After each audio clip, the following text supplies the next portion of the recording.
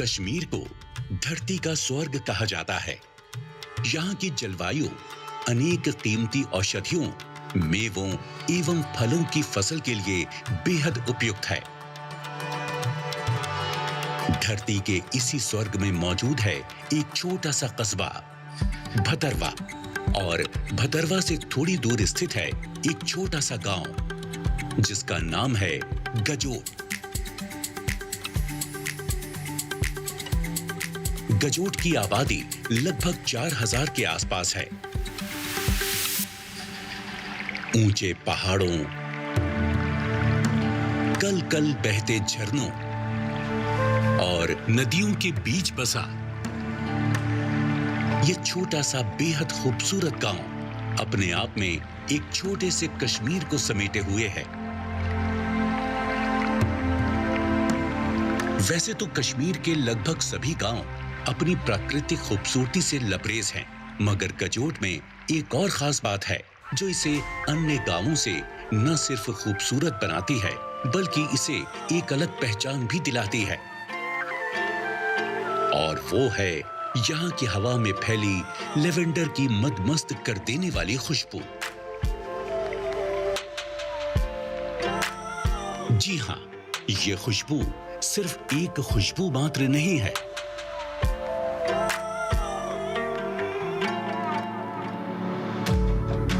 ये वो सपना है जो 5 वर्षों की कड़ी मेहनत के बाद यहाँ की फिजाओं में उड़ने के लिए आजाद हुआ है। अपनी कड़ी मेहनत से अपनी किस्मत को बदल देने की इस कहानी के जरिए उस महिला ने दिखा दिया कि मंजिल उन्हें मिलती है जिनके सपनों में जान होती है। पंखों से कुछ नहीं होता, हौसलों से उड़ान होती है, और इस जज्बे का नाम है भारत की फार्म लेडी अर्चना देवी। 2006 में मेरी शादी हुई थी। हमारे पास कोई रोजगार नहीं था, हमारे घर के हालात ठीक नहीं थे, हमारी इनकम कुछ भी नहीं थी। मेरे पति एक छोटी सी दुकान करते थे सर, उससे हमारा गुजारा बिल्कुल नहीं होता था। मेरे पास 2 बेटों के लिए 2 टाइम का खाना नसीब नहीं था, ना ही उनकी मैं टाइम पे फीस दे पाती थी। 2014 में मैं समूह में जुड़ी। हम ये एक 10 मेंबरों का एक समूह बनता है, स्वयं सहायता समूह खुद का रोजगार। समूह में हम 100 रुपये जमा करके अपनी सेविंग करते हैं। हमारे समूह का नाम जय कालीवीर है, हमारे ग्राम संगठन का नाम धरती माता महिला है, हमारे CLF का नाम मन्नत महिला है, हमारा मिशन है जो NRLM यानी कि नेशनल रूरल लाइवलीहुड मिशन। मैं अपने समूह में फर्स्ट लीडर का काम करती हूँ। जब हमारे समूह की एज 4 मंथ हो गई तो हमारे समूह के लिए मिशन से 15,000 आया, जिसके लिए हम रिवॉल्विंग फंड बोलते हैं। वो हमारे समूह में एक MCP बनती है, वो MCP के तौर पे वो हम पैसा दे देते हैं। जो सबसे दीदी गरीब होती है हम उसको वो 5-5 हज़ार 3 दीदियों को दे देते हैं, क्योंकि वो 5,000 से अपना एक छोटा मोटा रोजगार करते हैं, कोई भेड़ पालन, कोई बकरी पालन। फिर जब हमारे समूह की एज 6 मंथ हो जाती है, हमारे समूह के लिए मिशन से फिर CIF आता है, वो होता कम्युनिटी इन्वेस्टमेंट फंड 40,000, वो भी हम 4 दीदियों में बांट लेते हैं। तो वो भी अपने गाय पालन या कोई एक छोटी सी शॉप डाल के उसको मतलब अपना गुजारा थोड़ा बहुत कर लेते हैं। तो जब 9 मंथ एज हो जाती है तो हमारी बैंक से हमारा टाई अप होता है, हमारा फर्स्ट डोज, तो वो भी 1 लाख आ जाता है। 2017 में मिशन ने हमारा टाई अप IIM से करवाया, उन्होंने हमने फ्री की पनीरी दिलवाई। हमें मिशन अरोमा के तहत ये लेवेंडर की पनीरी मिली थी, फिर हमने वो लेवेंडर लगाया जिससे हमारी इनकम और थोड़ी बहुत शुरू हो गई। ये मिशन की सपोर्ट थी कि आप ये जितनी भी गरीब महिलाएं, आप अपनी गरीबी दूर करो, आप खुद का रोजगार शुरू करो। पहले जब हमें ये लेवेंडर की पनीरी मिली थी, हमारे यहाँ पंचायत में कोई भी ये लेवेंडर नहीं लगा रहा था। सारे बोल रहे थे कि ये एक सूखी हुई डाली है, सारी हमारी जमीन खराब हो जाएगी। हमारी अनइरिगेटेड यानी कि सूखी जमीन, हमारे पास और जमीन ही नहीं थी, वही जमीन थी, उसी जमीन पे हमने वो लगाया। 2-2 मंथ के बाद हम उसकी गुड़ाई करते थे।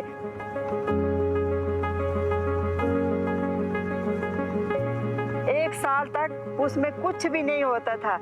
लेकिन कश्मीर के सर्द मौसम ने लेवेंडर की पनीरी का स्वागत किया या फिर नकार दिया? साल के बाद उसमें फूल लगे,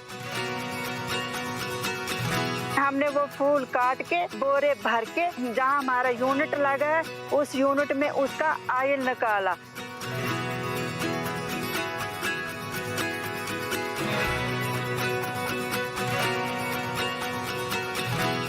एक कनाल में 1 लीटर ऑयल निकलता है, वो 1 लीटर ऑयल 10,000 का लीटर बिकता है।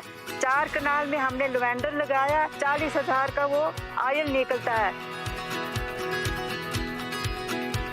कड़ी मेहनत के बाद जो पैदावार हुई उसे बाजार में बेचने का समय आ गया था और अर्चना देवी को पहली ही फसल से 40,000 रुपयों की आमदनी हुई। इससे अर्चना देवी की उम्मीदों को एक दिशा मिल गई, लेकिन अर्चना देवी की मंजिल 40,000 से कहीं आगे थी।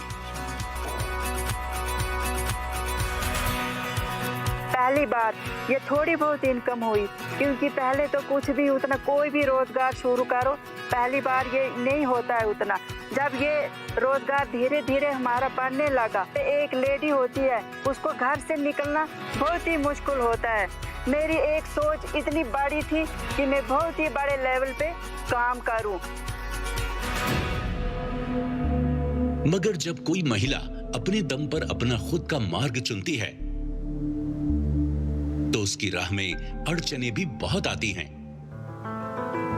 पुरुष प्रधान समाज इसे आसानी से स्वीकार नहीं कर पाता। ऐसा ही कुछ हुआ अर्चना देवी जी के साथ। मैं जब भी कहीं जाती थी लोग बातें करते थे मेरे बारे में कि ये कभी इधर कभी उधर घूमती रहती है, लेकिन मुझे बहुत ही शौक था कि मैं एक अपने इस पंचायत के लिए एक इतना बड़ा वो लाऊं। तो मेरी वो इतनी सोच थी कि मैंने वो जो था मेरे दिल में वो मैंने पूरा करके दिखाया। मुझे इस लेवेंडर पे ये एलजी साहब गवर्नर से जम्मू में अवार्ड मिला।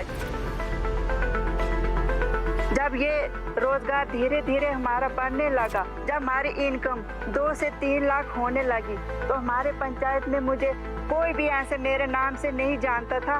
मुझे सभी लखपति दीदी करके पुकारते थे। मुझे बहुत ही अच्छा लगता था कि मेरे नाम से मुझे कोई नहीं जानते थे। एक महिला के सशक्तिकरण और बुलंद हौसलों के चर्चे यही नहीं रुके। लखपति दीदी की कामयाबी की कहानी देश के माननीय प्रधानमंत्री जी के कानों तक भी जा पहुंची। फिर 2022 में पल्ली गांव में प्रधानमंत्री जी वहाँ आए थे। उन्होंने जब मेरी ये आर्थिक स्थिति के बारे में सुना, उन्होंने बोला आप बेटा क्या करते हो? मैंने बोला था सर मैं लेवेंडर की खेती बाड़ी करती हूँ। तो बोलते अपनी ये सुनाओ। जब मैंने अपनी आर्थिक स्थिति सुनाई तो मैंने बोला मुझे लखपति दीदी के नाम से ही जाना जाता है, मेरे नाम से मुझे कोई भी नहीं जानता है। तो प्रधानमंत्री जी ने बोला कि आज के बाद मैं भी आपको लखपति दीदी कह के ही पुकारूंगा। माननीय प्रधानमंत्री जी अर्चना देवी के संघर्ष की कहानी से इतने प्रभावित हुए कि एक कार्यक्रम के दौरान उन्होंने लखपति दीदी के नाम से एक स्कीम की ही घोषणा कर दी। प्रधानमंत्री जी की स्कीम ये थी कि हर एक घर में जितने भी हमारी महिलाएं जुड़ी हैं तो वो हर एक लखपति दीदी बने और उनके घर में 3 से 4 रोजगार हो। हम कश्मीर गए थे तो वहाँ भी सभी लखपति दीदियों को ही बुलाया था। हम 18 दीदियाँ गई थी वहाँ, जिनकी इनकम मंथली 1 लाख थी। जम्मू कश्मीर जो धरती का स्वर्ग कहलाता है, वहीं इसे सेब, अखरोट, केसर और औषधीय पौधों का केंद्र भी माना जाता है। लेवेंडर विशेष रूप से एक चिकित्सीय और सुगंधित जड़ी बूटी के रूप में मशहूर है, जो भारत की आर्थिक और चिकित्सा संभावनाओं में सकारात्मक योगदान दे सकता है। लेवेंडर से हमने बहुत सारे प्रोडक्ट बनाए हैं, जैसे ऑयल है, सोप है, सैनिटाइजर है, डिश वॉश वगैरह 12 प्रोडक्ट बनाए हुए हैं। हमारा ऑयल है, जिसको बीपी ज्यादा हो या सर में दर्द हो, वो थोड़ा सा हल्का हल्का लगा के वो उसकी पेन ठीक हो जाती है। ये ऑनलाइन भी मिल जाएगा। अब हम ये नई स्कीम ला रहे कि हम इसकी कहीं क्रीम भी बनाएं। हमने साबुन बनाई है, किसी को एलर्जी हो या दाने निकले, वो साबुन उसके काम आती है। तो हमारी ये बाम, कोई भी जुकाम हो या कहीं गले में दर्द, सर में दर्द, वो थोड़ा थोड़ा लगा के उससे वो पूरी दर्द ठीक हो जाती है। अक्सर देखा जाता है कि किसी भी प्रोडक्ट को निकालने के बाद बचा हुआ अपशिष्ट पदार्थ पर्यावरण को सबसे अधिक नुकसान पहुंचाने का कार्य करता है, मगर लेवेंडर से सुगंधित तेल निकालने के बाद बचा हुआ अपशिष्ट पदार्थ भी बेहद फायदेमंद साबित होता है।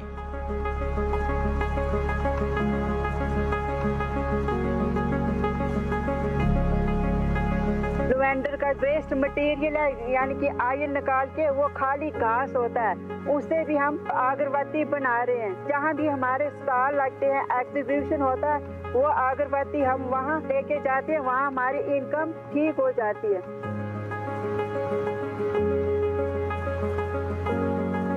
अर्चना देवी ने निश्चय किया है कि वो पर्यावरण को नुकसान पहुंचाने वाले हानिकारक रसायनों से दूर रहेंगी, ताकि इस पर्यावरण को किसी प्रकार की हानि ना हो। जो हमने लेवेंडर लगाया है, इसमें हम कोई भी यूरिया, बाहर का मटेरियल कुछ भी नहीं डालते, खाली हम देसी गोबर जो है वो ही डालते हैं। देसी गोबर डालने से जो हमारा पर्यावरण है ये बहुत ही अच्छा हो रहा है। पहले हमारी इनकम 40,000 थी, अच्छा तरह से वो गोबर डाल के दूसरी जब वो फसल निकली, हमारी इनकम 40,000 से ज्यादा बढ़ गई।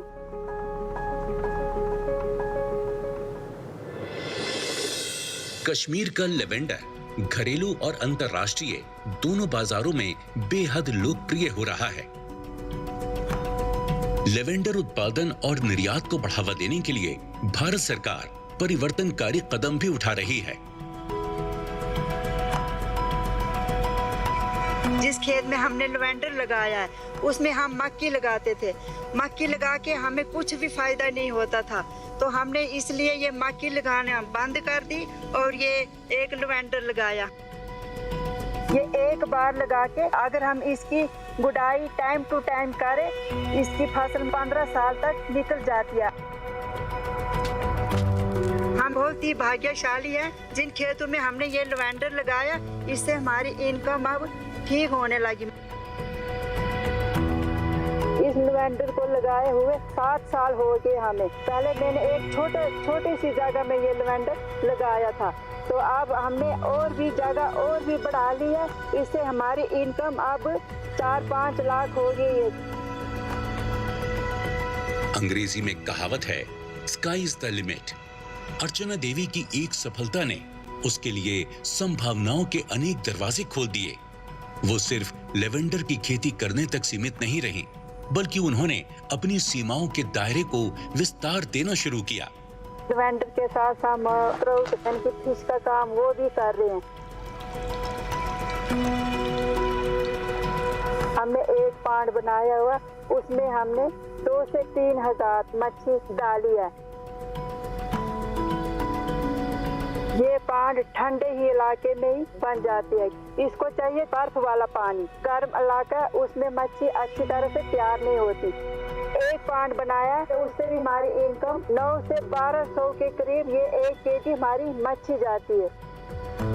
कि अब हम सोच रहे हैं कि 2-3 पांड और बनाएं, जिससे हमारी इनकम ठीक हो जाए। मेहनत से किया गया काम जब सफलता अर्जित करता है, तो अन्य संभावनाओं के द्वार भी खोल देता है। ये लेवेंडर का काम करके और ट्राउट फिश का काम करके मेरा कुछ जी नहीं भरा, तो मुझे लगा कि मैं कुछ और भी रोजगार शुरू करूं। तो फिर मैंने एक बैंक से लोन लेके पहले 2 गाय ली, उससे थोड़ी थोड़ी इनकम आने लगी। फिर मैंने 3 गाय और ली, तो फिर 5 गाय हो गई। मैंने एक डेयरी फार्म खोला, दूध से हम पनीर बना के और फिर दही बना के, फिर घी बना के, फिर ऐसे ऐसे हम आगे भी बेच रहे हैं उसको, तो हमारी इनकम वहाँ से भी ठीक हो रही है। उसके बाद फिर मैंने एक पोल्ट्री फार्म डाला। पोल्ट्री फार्म से भी हमारी इनकम थोड़ी बहुत और बढ़ गई, तो अब हमारी इनकम ठीक ठाक हो गई है। एक वक्त बैगनी पनीरी ने अर्चना देवी के सपनों में बैगनी रंग की खुशबू बिखेरी थी। अब वही अर्चना देवी पीली पनीरी से लोगों की जिंदगी को पीले रंग से रंग रही हैं। इसके साथ साथ हम मैरीगोल्ड का भी काम करते हैं। मैरीगोल्ड की हम पनीरी देते हैं, वो पनीरी फिर 1.5 महीने तक तैयार हो जाती है। मई जून में लगाते हैं तो लास्ट अगस्त सितंबर तक ये खत्म हो जाती है। 4-5 मंथ की इसकी मतलब फसल हो जाती है। उसके बाद अक्टूबर नवंबर ये सूखने लगते हैं। फिर वो हम वो अलग अलग लगा के 2-3 मंथ के बाद गुड़ाई करके कि जब वो पेड़ बड़ा हो जाता है तो हम वो फूल उठा के मंडी के लिए दे देते। कभी जाता है 35 रुपए केजी, वो रेट के हिसाब से मार्केट जैसी आती है। अगर तेज आएगी तो रेट ठीक आ जाएगा, कम आएगी तो कम ही आ जाएगा। हाँ, हमारे पास अपनी जो ज़मीन है 7-8 कनाल है, तो फिर हम कुछ ज़मीन रेंट पे भी लेके तो उसमें हम वो मैरीगोल्ड लगाते हैं। अपने ही फूल पूरे सीजन के 70-80 क्विंटल जाते हैं। फूलों के बीच काम करते हुए अर्चना देवी ये समझ चुकी थी कि अकेला फूल सिर्फ एक फूल ही होता है, लेकिन अगर वो गुच्छे में हो तो गुलदस्ता बन जाता है, और अगर परिवार साथ हो तो वो भी किसी गुलदस्ते से कम तो नहीं। घर में हमारी फैमिली है, 2 बच्चे हैं, हस्बैंड है, ससुर है, और भी जॉइंट फैमिली है हमारी। जब भी ये काम करते हम सभी मिल के करते हैं। कभी कभी तो जैसे ये जमीन में आना, ये खेती बाड़ी करनी, घर में सारा काम ऐसे ही पड़ जाता है, तो मुझे कोई भी कुछ नहीं बोलते हैं। मेरे जो ससुर हैं वो भी एक छोटे से किसान हैं, वो बहुत ही अच्छे हैं। उनका सहयोग मुझे बहुत ही अच्छा मिला है। उनके बगैर हम कोई भी कदम नहीं उठाते हैं। पहले मुझे कुछ भी काम नहीं आता था, उन्होंने मुझे धीरे धीरे करके सारे काम सिखाए कि ऐसे करना, इसकी गुड़ाई ऐसे करना, ये कैसे लगाना, इसकी कटाई कैसे करना। मैं एक किसान और अनपढ़ किसान हूँ। अर्चना देवी हमारी बहू है। हमारी बहू ने लेवेंडर पर और काम शुरू कर दिया, पोल्ट्री फार्म पर शुरू कर दिया, जिससे कि हमारी काफ़ी तरक्की हो रही है। इस लड़की ने काफ़ी मतलब इसमें लेवेंडर के काम में बहुत तावन किया सब लोगों का। निरक्षर होते हुए भी अर्चना देवी में किसी कंपनी के सीईओ के गुण हैं। उन्होंने न सिर्फ स्वयं का मार्गदर्शन किया, बल्कि अपने परिवार के सदस्यों व गांव के लोगों को अपने पैरों पर खड़े होने के गुर सिखाए।